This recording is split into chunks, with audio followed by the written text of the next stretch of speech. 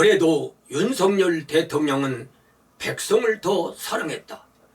나는 지난 2025년 1월 14일 강의에서 대통령도 경호처도 공수처도 여야도 당신들이 가진 권력은 헌법 제1조 대한민국의 주권은 국민에게 있고 모든 권력은 국민으로부터 나온다라고 지적하면서 서로가 적법성만 주장할 것이 아니라 자칫 돌이킬 수 없는 폭력과 유혈 사태에 직면할 수 있으므로 한 발씩 물러나 타협과 조정으로 더 이상 국가와 국민 그리고 사회를 불안과 혼란으로 몰고 가지 말라고 호소를 했었다.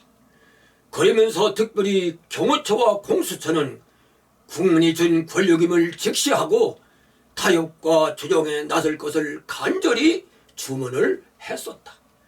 그렇지 않으면 당신들은 국민이 주인인 이 나라에 존재할 이유가 없다고 경고도 했었다. 그런데 언론 보도에 의하면 공수처가 1차 체포에 실패하자 2차 체포 시에 공수처 검사와 수사관 50명, 서울경찰청 광역수사관 소속 수사관 30명, 형사기동대 소속 513명, 특수수사관 120명 등 형사기동대 1천여 명이 동원됨으로써 경호처의 5배가 넘는 인원이 동원됐다고 보도를 했다. 그리고 공수처는 영장 집행 협조 공문을 경호처에 보냈고 경호처는 이에 물리적 충돌을 피하기 위해 최대한 노력하겠다는 회신을 보냈다. 그러면서 대통령 측에서도 기소하거나 서울중앙지법에 사전 구속영장을 청구하게 된다면 법원 재판에 응하겠다고 타협안을 제시했었다.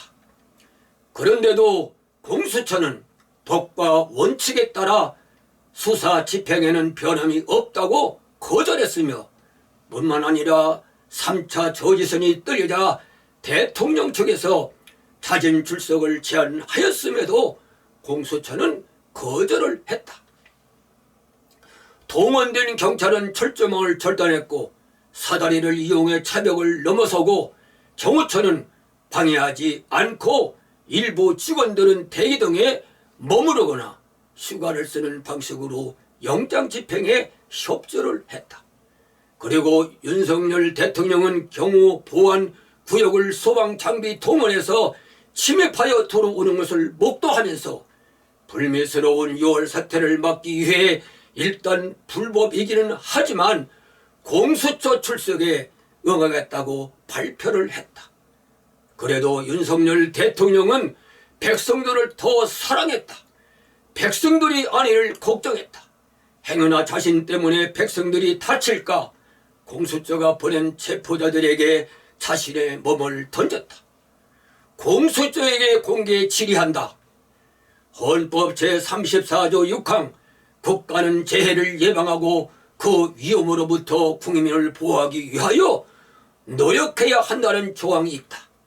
여기 재해는 인재도 포함한다. 근본 사태에 인재가 예시된다면 국가는 국민을 보호하기 위하여 당연히 노력해야 한다는 것이 헌법 정신이다. 이러함에도 공수처는 법과 원칙이 국민의 안전보다 우선한다는 입장이었는지 대통령 측에서 내놓은 타협안을 모두 거절하고 말았다. 이는 현장에서 어떤 상황이 벌어지든지 개의치 않겠다는 것이 아니었는가? 아니라면 언론을 통해 왜 협상에 응하지 않았는지 국민 앞에 소상히 밝혀라. 그렇지 않으면 국민 위에 군림하는 공수처라는 물불명예로 점점 더 커져만 갈 것이다.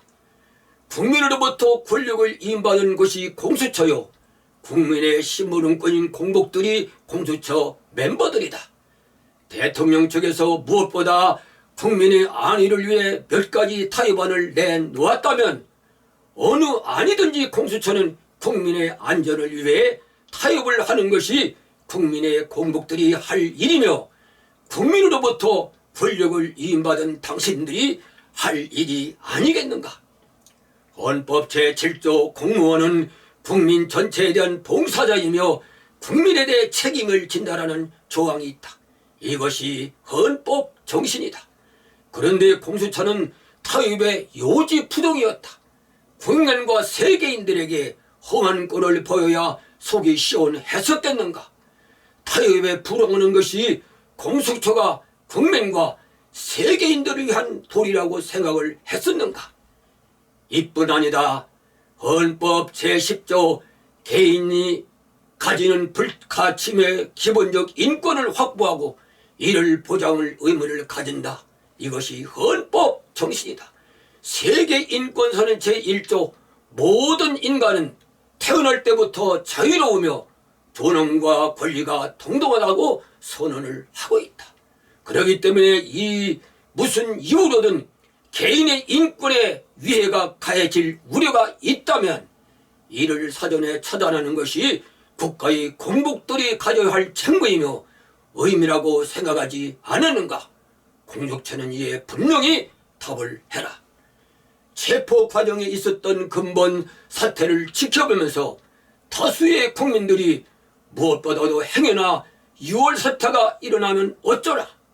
국민 개개인의 안위를 걱정했었는데 공수처는 무슨 일이든 할 수 있는 힘과 권력 그리고 행동을 서슴지 않은 무소불위의 절대 권력자의 모습을 국민들과 세계인들에게 보여주고 있다는 생각이 들었었다.